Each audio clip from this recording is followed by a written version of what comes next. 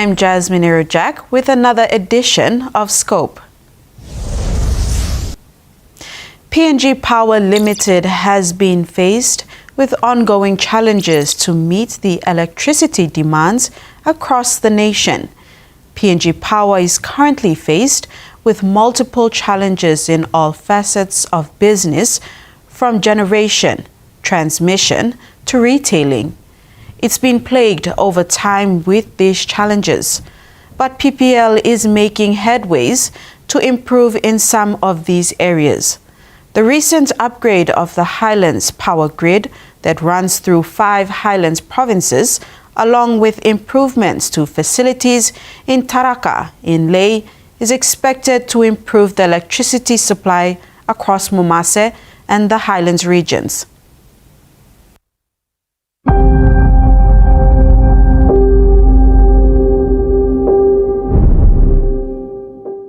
For decades, Papua New Guinea has struggled with unreliable electricity supply, as aging infrastructure and years of underinvestment continue to strain the country's power system. Much of the network built in the 1960s and 1970s has deteriorated over time, leading to frequent blackouts and inconsistent service delivery across the country. Despite efforts to expand generation, outdated transmission and distribution systems have remained a major obstacle. When the current government was formed in 2019, Prime Minister James Marape acknowledged these challenges, stating that the government inherited a rundown power sector in 2019 that required urgent intervention. Now major works are underway on restructuring electricity systems, starting with the Highlands region. The government has taken a significant step towards its 2030 energy targets with the commissioning of the Highlands 132 kV high voltage transmission line, a key component of the government's vision for a supranational grid.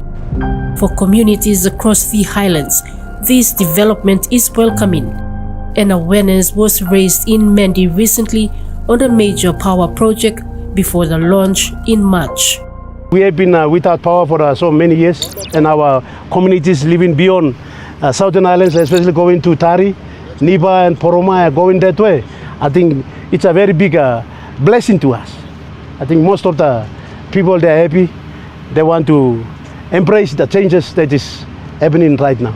With this installation of our 132 kV, it's a very big boost for our businesses and our customers. Currently, right now, our customers are very, very happy now. Most of the business houses, they told us that this 132 will give us a reliable power supply to do their business, which means that it's a very big confidence. They have confidence now. The project, launched at the Queen's Park in Mount Hagen in March, marked the country's first 132 kV transmission line running along the Highlands corridor from Tari to Mount Hagen and Yonki. Spanning 189 kilometers and supported by 448 towers, the new transmission backbone connects 6 provinces: Hela, Southern Highlands, Western Highlands, Jiwaka, Chimbu, and Eastern Highlands, home to nearly 40% of the population and some of the country's most productive industries. Working hard and ensuring the infrastructure was put in place was the PNG Power team in Mendi. Thank you for your enduring support to PNG Power.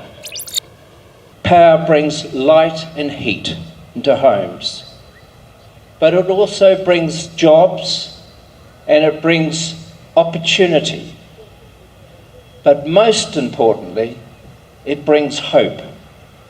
I have to say, there have been many problems, but our staff also share your pain when the power goes off, because our staff live with you in your communities. Reliable electricity will support hospitals, schools, and government services, while also reducing costs for small and medium businesses that have long depended on expensive backup generators. The project is also expected to drive economic growth in a region known for its fertile soil and vast mineral resources. With more than 1 billion kina in investment in partnership with the Chinese government, including funding support from Kumul Consolidated Holdings, the Highlands Grid Upgrade is one of the largest energy infrastructure projects in the country's history. So this is a project where now you long term land, even got tubular phase. Phase 1 long Tari, you come lo Agen, or Agen Igola Tari. Phase 2, Agen Igola Yonki. So this is a walk where now you mean long term land. I mean one place is something nearly 400 kilometers over rugged terrain from Tari or plant your mountain or Brugim. He come awesome glab. And we take him planted time. 8 plan nuclear substation or walk him. Narlam Saban need look under block at Diga. Plant your transmission lines, plant your power pylons, plant your walk. And we cost him this land 1.6 billion kina. Time this la upgrade and replace him. This la old plus 66 kV line. By looking for them, where you miss a lose more energy. Sometimes youngest I have power commander, but along the way I'm so loose. I'm so go weak. Because all line say all lapun leak. So we had to replace those. Now, time you got those little brand new something energy by start yet now. You will continue to receive constant energy. By you know got one power by go weak or energy by drop or no got. That is what we are trying to do. Power now and travel or this nuclear line now. You know more this all lines that come through no got. Now this transmission line through come and power on this land now. So with this line now and pass through. No one community blow you, one council ward blow you, and pass through long placing blow you, and pass through long garden blow you, and pass through long mountain, long village, long Tari kami all got long lay. Now you must be responsible or look at him now. Me appeal to you all the councillors, please, one the community leaders, you must make sure this power line, you must look at him now. The Highlands transmission line is a critical step towards the government's goal of connecting 70% of the population to electricity by 2030, up from just 15 to 20% today. While challenges remain, including ongoing outages linked to aging infrastructure, PNG Power says continued investment in generation, transmission and renewable energy will help deliver a more reliable and affordable power supply. For Papua New Guinea, the journey toward energy security is far from over, but for the Highlands, a new era of power has begun.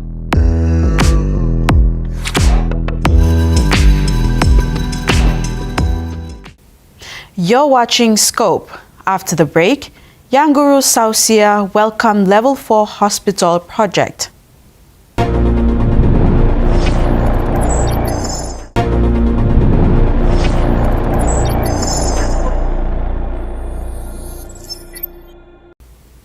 Yanguru Sausia District welcomed the launch of its first Level 4 district hospital, marking a major step forward for health services in East Sepik Province. The development of this hospital will serve communities not only in the district but also those from the 5 other districts in the province. Local MP Richard Maru and Minister for Health Elias Kapavore visited the district with developing partners to launch the project.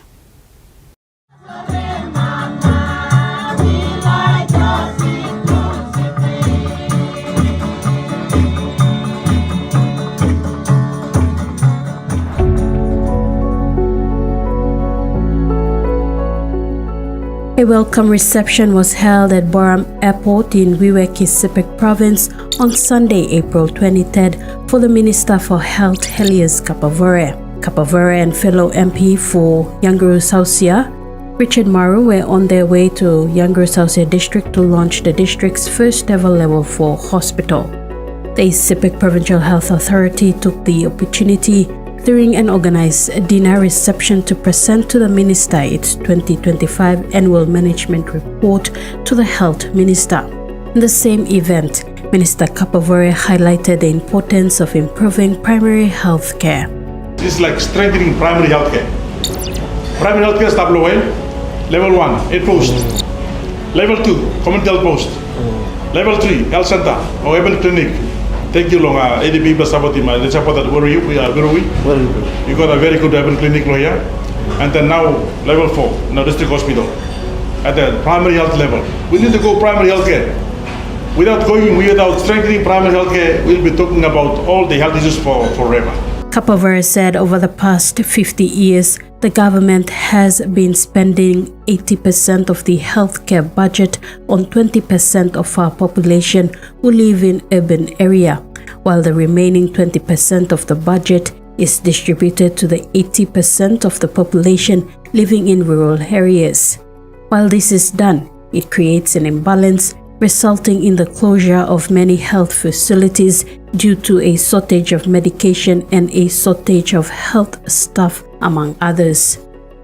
Since 1975, I've been in the government, making budget income.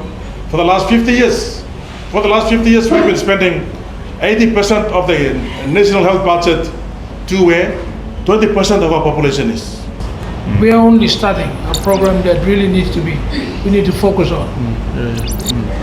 The bulk of the people cannot get to the provincial hospitals.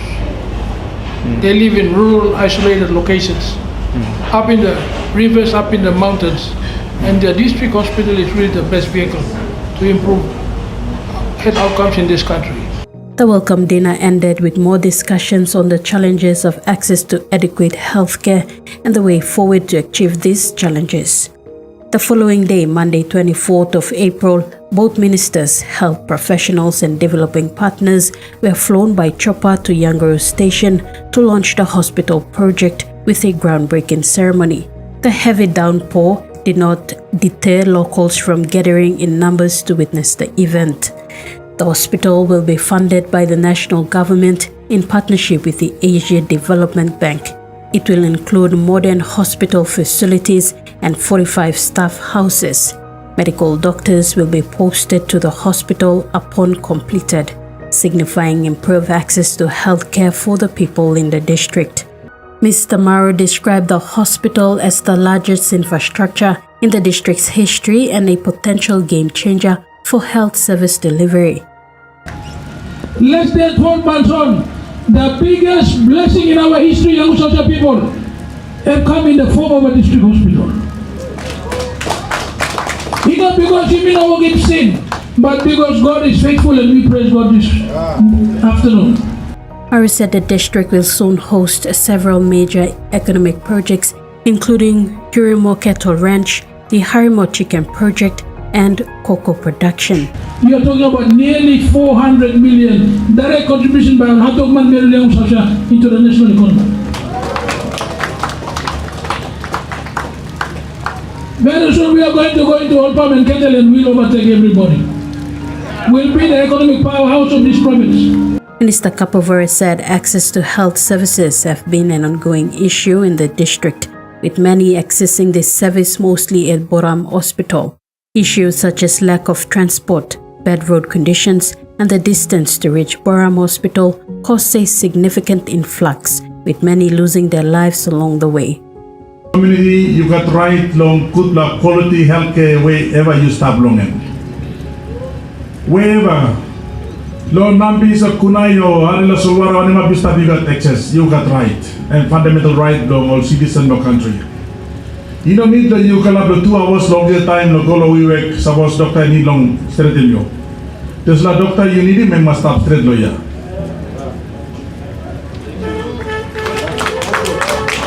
You like this in pizza, no X-ray must stop lo ya. You like the collecting blood lo you look so one can see langan pathology services must stop lo ya. You like certain teeth lo you pati kaya po na chamba teeth come out and la puti lo blood teeth. Or certain teeth lo you got dental services must stop lo ya. All line dine na you pani mo mortuary services around morgue lo you mortuary services must stop lo ya.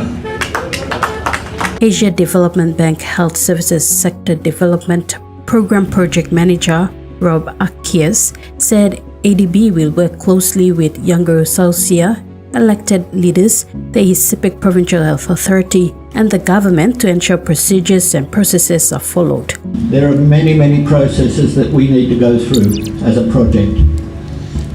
We need to ensure that the land on which we would build the facility is owned by the government and its ownership is uncontested. We need to assess the environmental impacts of the project.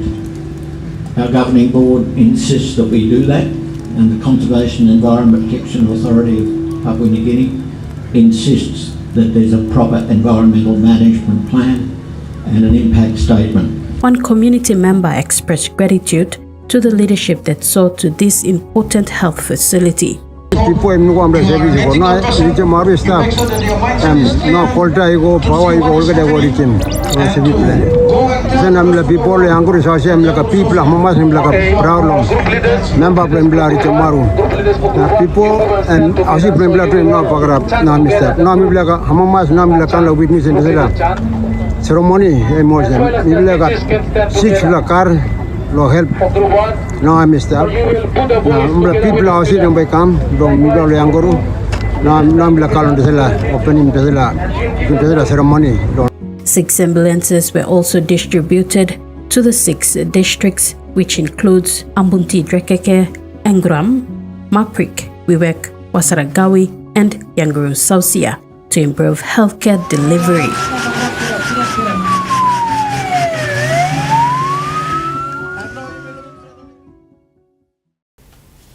Drop a like or comment on this story later on the TV1 online website, Facebook, YouTube, and TikTok. PNG's under-19 women's cricket team show resilience in first ever ICC under-19 women's T20 EAP World Cup qualifier. They receive a standing ovation for successfully hosting the event.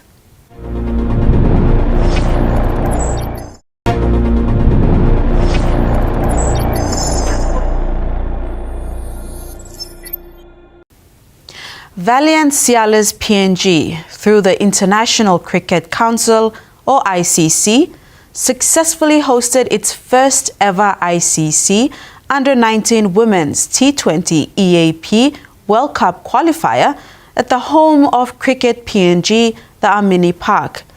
The tournament started April the 8th and concluded on April the 13th, with the Samoa Under-19 women coming out on top after putting on a masterclass to dominate the round-robin matches. Their win also qualified them for next year's ICC Under-19 Women T20 World Cup in Bangladesh in Nepal. For the 4 visiting teams, Samoa, Indonesia, Vanuatu and Fiji, it was their first time to come to PNG and left with many memories.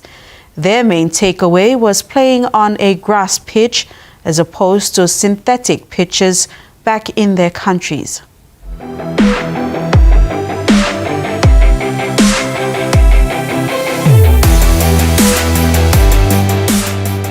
The Port Moresby's Amini Cricket Park was unusually buzzing with visiting young up-and-coming female cricketers from across the East Asia Pacific region who competed hard to qualify for the 2027 ICC Under-19 Women World Cup. Samoa Under-19 women eventually come out on top to clinch their spot and will now represent the East Asia Pacific at next year's World Cup. The 5-day tournament was supported by the Australian government through the Pacific All Sports program, enhancing the growth of regional cricket development. The tournament opened with the match between Vanuatu and Samoa. Vanuatu lost to Samoa, bowling out for 73 in 19.1 overs, despite a valiant 40 from captain Susan Stephen, who was named player of the match. Vanuatu coach Stephen Laffin said the tournament was an important step in their development pathway for the players. He highlighted areas the team will build on, particularly batting strategy and running between wickets. Laffin also spoke about cricket's growing popularity in Vanuatu, especially among girls.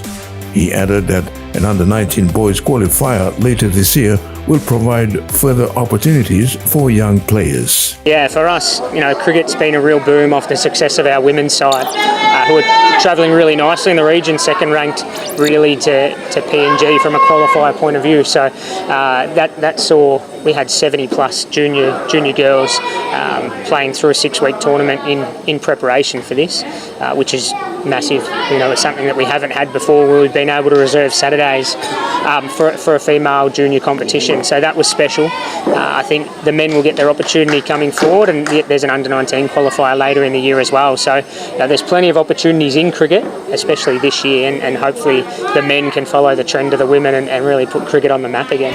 Host PNG Ciales under-19 women recorded their first win of the ICC under-19 Women's T20, defeating newcomers Vanuatu by 5 wickets in day 2, match 4 of the tournament. Yeah, we do more from our batting as well. But like I said from the start, we have to keep on improving every now and then. So it's a learning curve for us from all these tournaments.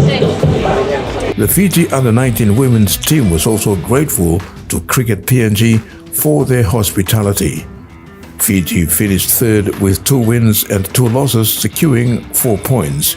They scored 405 runs and conceded 321. Coach Joeli Mateyawa said the biggest challenge for his players was adjusting to the local turf and pitch, as they are used to playing on synthetic surface back at home. As we are here for our second match, we have a lot of things changed. Mostly the girls are new to the turf. We always use synthetic backs in Fiji. They are trying to adapt them for the pitch, how the balls travels in the turf rather than in the synthetic. The 5-day ICC Under-19 Women T20 World Cup qualifier concluded on Monday, April 13, with the battle of the 2 top-ranked teams, Samoa and Fiji. Samoa defeated Fiji on the final day to close out their campaign and claim the World Cup tickets, this time defending 130. This would be Samoa's second consecutive appearance at the ICC Under-19 Women's T20 World Cup after winning the 2026 East Asia Pacific qualifier. After their victory against Fiji, elated Samoan coach Perenili Mulitalo was overwhelmed with the final outcome of their campaign. Preparation for this tournament, it wasn't easy for us. We tried so hard, putting together the girls, and as you know, some of the girls are from New Zealand. We're trying to communicate with them every week to make sure they are on their training as usual. So we're trying to start things early. There are heaps of things that we need to do, and maybe we're gonna put the girls in tours. That's one of our preparation, to tours and to play more games. And plus, in our country, we don't have turf wickets. That's the only thing. So we might put the girls into tours to make sure they have more games to play and prepare themselves for this, for 2027. Samoa Under-19 women captain Olive Lefaga Lemoe expressed great joy and excitement after their clean sweep, beating Fiji, Indonesia, Vanuatu and host to claim the trophy.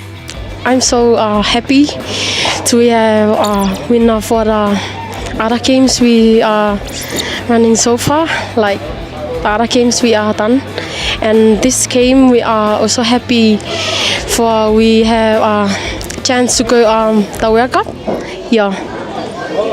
Looking for I want to be winner again.